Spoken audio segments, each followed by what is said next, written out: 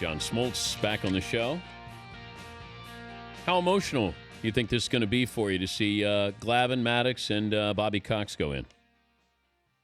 I think it's going to be pretty cool. It's going to be fun to take in, something I've never watched. I've never seen a speech live. I've always either been working or playing. And getting to know these guys in and out, obviously Bobby the longest, Tommy the second longest. I think it's going to be pretty unique to see three guys affect an organization like they did, and certainly each speech will be a little bit different. I think I'm most intrigued to watch Maddox's speech because, he didn't give much effort during the years of even giving an interview. I think this will be one of his best. I think I only interviewed him once in his entire career. Yeah, he played the dumb card, when it came to interviews. You could watch it like this. You could watch a bunch of reporters come around, can't wait to get some knowledge, can't wait to get some nuggets of wisdom, and then one by one they would fall away like, you got to be kidding me, this is no good. And so more than likely I did more interviews than Greg did about Greg because everybody wanted to know what was going on. So this will be the first time that, people will be tuned in without the act of him sounding like he doesn't know what he's talking about. So it should be pretty good. I was with him last week, asked him if his speech was done. He said not yet, but he's close. And then, of course, he had a line in there about my hairline, so I figured that would make the speech. So he was smart to play dumb for his entire career. Oh, yeah. I mean, there's no doubt he did it on purpose. I mean, a lot of things that Greg did made him very unassuming. He could walk down the street, or he could even be in a public place, and most people wouldn't know who he was. And I think that was primarily on purpose. And the interview things were just to the point where he created such a stigma that it was like, I'm not going to go over there and interview him. He will just write my own thing.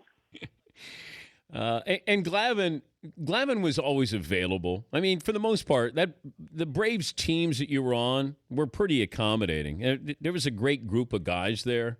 So, it's a testament to you guys. I think you guys understood what the media's role was. And for the most part, you guys were so good. I think the only time it probably got uncomfortable was come playoff time if you guys bowed out, in a tragic way. Yeah, that was, growing up in the game with Glav and doing all the things, I remember going to the one-on-one media training and all the different do's and don'ts and be available and show emotion type thing. And it worked out pretty well. Like you said, it got a little strange come playoff time when we were answering why we didn't win again, and the clubhouse would empty and we would still be there doing interviews. So, but, I admired that about him because he went through a lot of rough spots and he addressed it all and dealt with it and did it with his time and the energy that he put into not only his pitching, but he did it. And, of course, he went through a rough time when it seemed like the whole world was blaming him about the strike when he was just a voice piece representing baseball. So he really did stick through some really difficult times. Will we see, now here's two 300-game winners that you were on the staff with. Will we see another 300-game winner in our lifetime? I really don't think so. I would think the only chance that we have, based on the theories that exist today, is the fact that Clayton Kershaw is such a stud and that the way he goes about his business, his financial contract won't have any bearing on how long he wants to play. I think he's the only chance, to be honest with you. I think there's a lot of categories that are going to disappear. 3,000 strikeouts. There's going to be so many things that we have to look at differently just because of the way pitching is today versus the way it was before. He's John Smoltz on the Major League Baseball Network joining us, Dan Patrick Show. Which pitch of Kershaw's do you wish you had?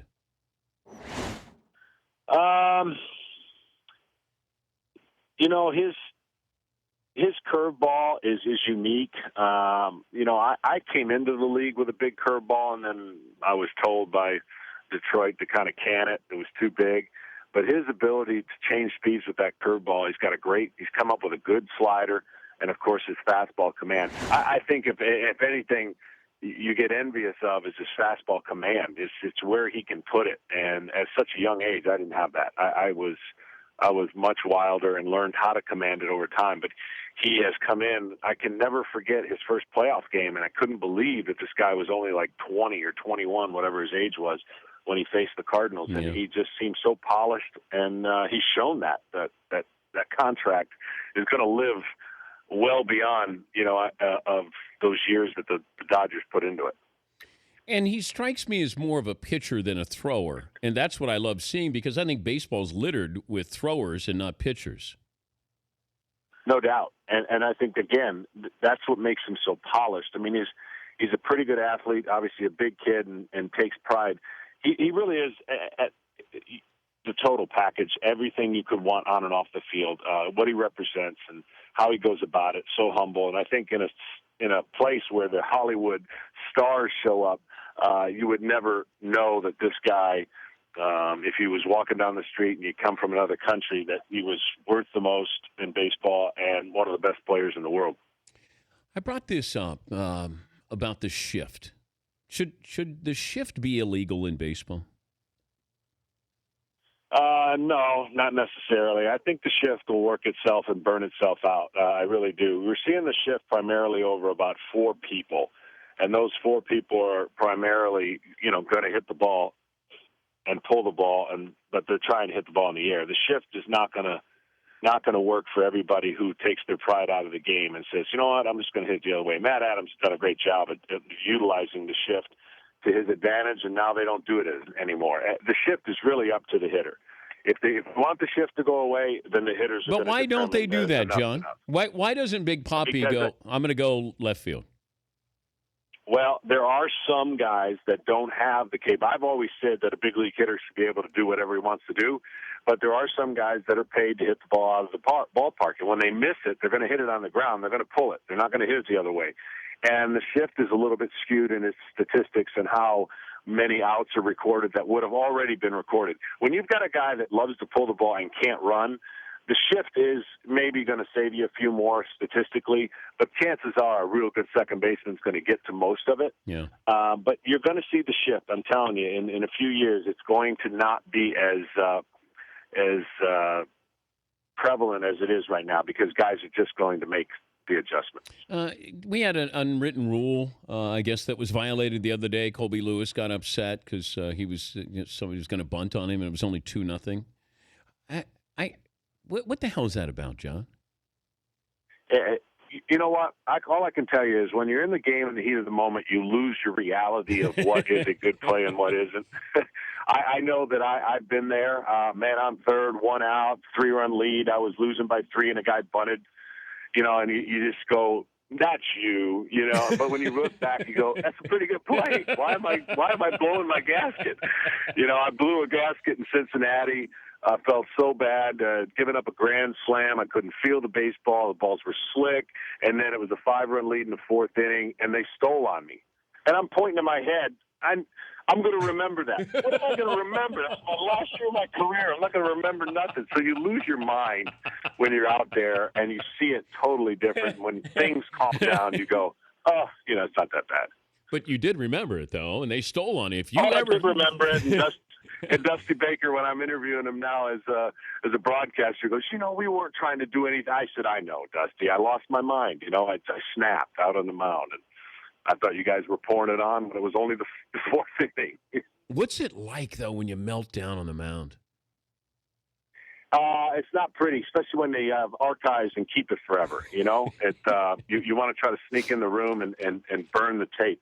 You see things again like you see a check swing as a full swing that could have been a home run. You see things that you lose your mind, and especially in situations when the competitiveness comes out of you. So I think there's times where we got to give some guys passes and go, okay, he didn't get much sleep, or he'll check the film and he'll go, gosh, that was stupid. But when am I not allowed to swing for a home run? Like how many runs am I up if I'm facing you where you're not going to be offended if I'm swinging for the downs? Well, first and foremost, unless you're a long reliever that's just in there to wear it, your starting pitcher is not going to be in there long enough to see that. But there is no time when, 3-0 count up by 8. There's some grace period where you go, okay, all right, make him throw a strike before he ambushes you on 3-0. That would probably be something that would rub you the wrong way. But as long as, look, I mean, the thing that always blows my mind is we don't hold a runner on and we think that that's the sign for you can't steal.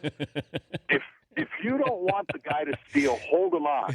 There's some things that blow my mind in the game where I'm like, wait a minute, we're not holding him on and he goes and we're mad. There's some things that, the book, the unwritten book has taken precedent. And then next thing you know, we're dealing with some hard feelings. Now, you gave up 9 runs in a game twice. Yeah. One I think was on Father's Day, and it was against the Reds, and nothing went right. And all I could do in the after-game interview was wish everybody a happy Father's Day. That was about all I could say. Yeah. You called the Reds mothers, but it was Father's Day. Yeah. There wasn't much that I could to say other than Happy Father's Day. That Rockies also got you.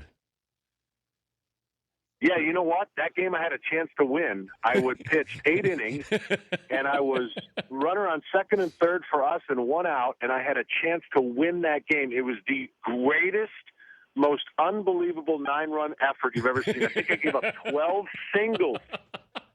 12 singles. There was a point in that game with a bases loaded or second and third fly ball to right field, and I'm backing up third. Jermaine Dye, there was this gust of wind that you can get in Colorado. He lost the ball, and I could see him losing the ball, and I almost ran in the dugout and sat down. It was that kind of game. But, literally had 1 out away from getting a win that I would have given up 9 runs in Colorado. 16-8 final. That took my ERA, by the way. That was in my Cy Young year. Ooh. That took my ERA a full run up in September to about 3.something, 3.13 or 3.15, and I had to work the whole September to get it just under 3. So that almost cost you. That almost cost you the Cy Young. It could have. That was again, that's when everybody's shaking your hand after the game going, hang with them. That is. Do you realize you gave up, Johnny, you gave up 12% of your earned runs in that game that year? Yeah. No, trust me, I had never – in my last game against Montreal, my manager said you have 75 pitches. I had gone to this the only time in my life I've gone to the calculator, and I went and saw it. If I pitch 5 scoreless innings, my ERA goes under 3.